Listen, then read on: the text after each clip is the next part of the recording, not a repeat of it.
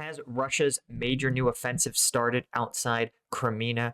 And what does it mean for Ukraine if they have to defend on two axes? I'm Paul, U.S. Army combat veteran. It is February 4th, 2023. This is your daily Ukraine update. Let's get into it.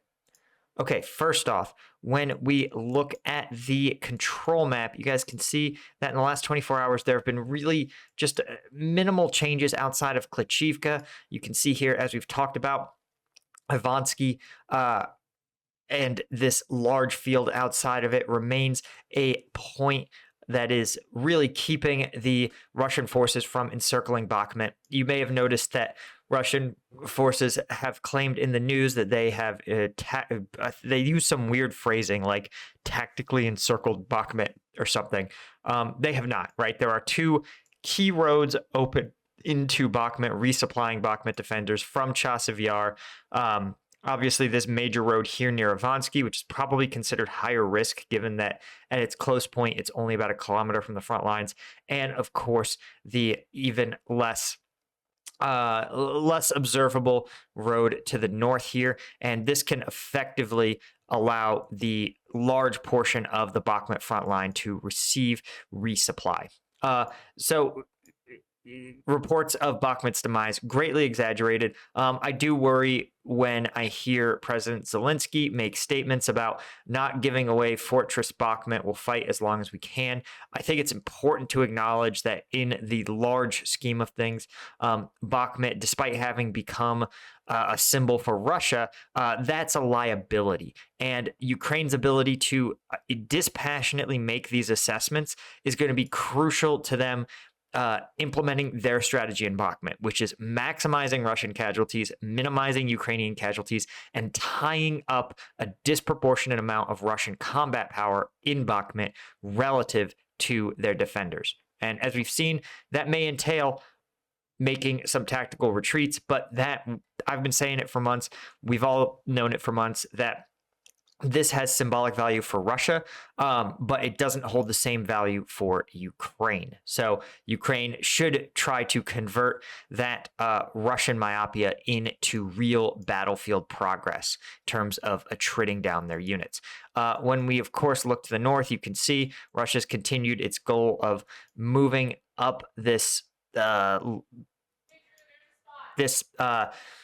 stepping stone village here, or line of villages here, but they look like they have largely been stalled out. But here's the real news, and that is that it looks as though Russian forces are starting to push near the Kreminna line. You can see here they've advanced into, again, these open fields, and to the south you can see they've pushed Ukrainian forces back just a little bit along the north bank of the Seversky Donetsk. And this may be part, I suspect, of the purported Russian offensive in Luhansk. As we've talked about, Russia's ability to conduct major deception operations is pretty limited. And that's primarily because they lack mechanization of their forces, by and large, right? They've lost a lot of their tanks and armored vehicles in the fighting. And so if you want to mobilize, rumors are it's up to 500,000 troops out here. They aren't going to be able to move and do anything quickly or subtly. It's going to be fairly obvious that there's a large increase in troops. And so this probably is not something that is a surprise to Ukraine. In all likelihood, they've probably known for a while that this is coming. This and preparing for this may actually have been part of the reason combat power was diverted away from Soledar and Bakhmut.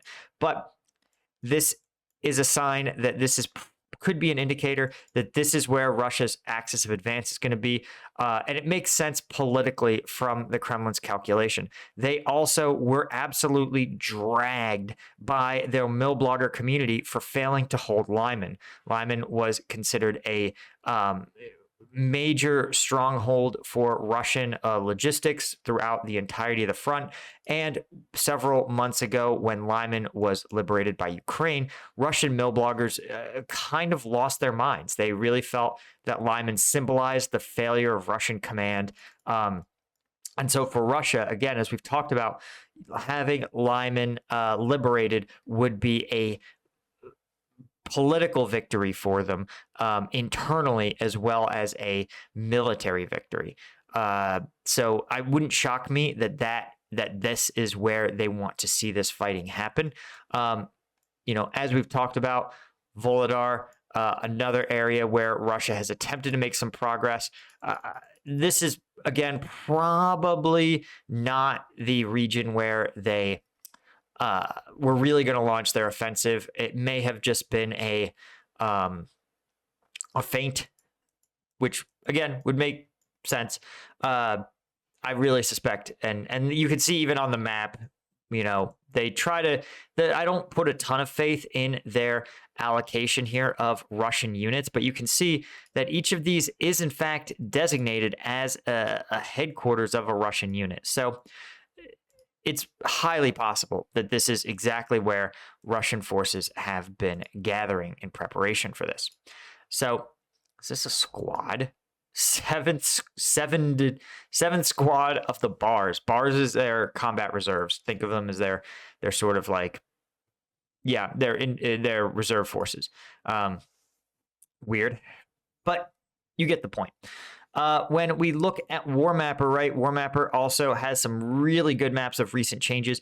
One is this advance along the Kreminna line. You can see here pushing directly at Lyman. This seems to be the center of gravity, so to speak, of their effort, but they're also trying to make some advances near Savote and north of Kreminna. But I think, and of course, even as low as south as Seversk.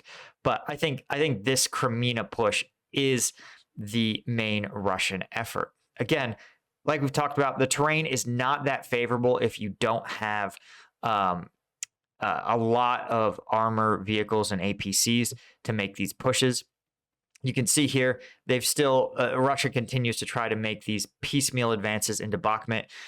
And if the reporting is true, the units making these advances are some of Russia's best, most professionalized units, which is actually probably good news for Ukraine, because that means that the units here are probably not quite up to that same standard as their VDV airborne troops. And so I think that Ukraine is probably going to end up trading space for time on this advance.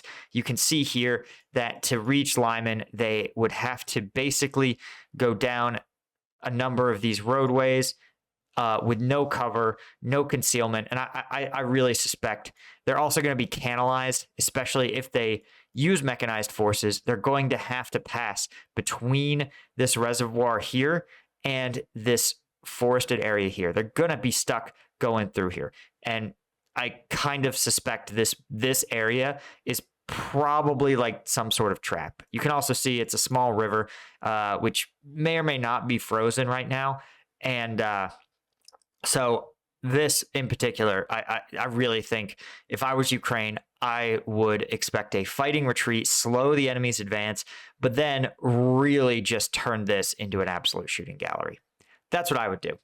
Anyway, guys, that's all I had for you. Of course, thank you so much to the patrons of Patreon. Last video, we took a look at the viral video from Sivdiv taking on the Russian Spetsnaz forces. It really, despite being demonetized and not pushed by the algorithm at all, it still has almost 1 million views. And you should definitely check it out. Link to the Patreons in the description. And thanks again to my Lieutenant tier patrons, and I'll see you guys in the next one.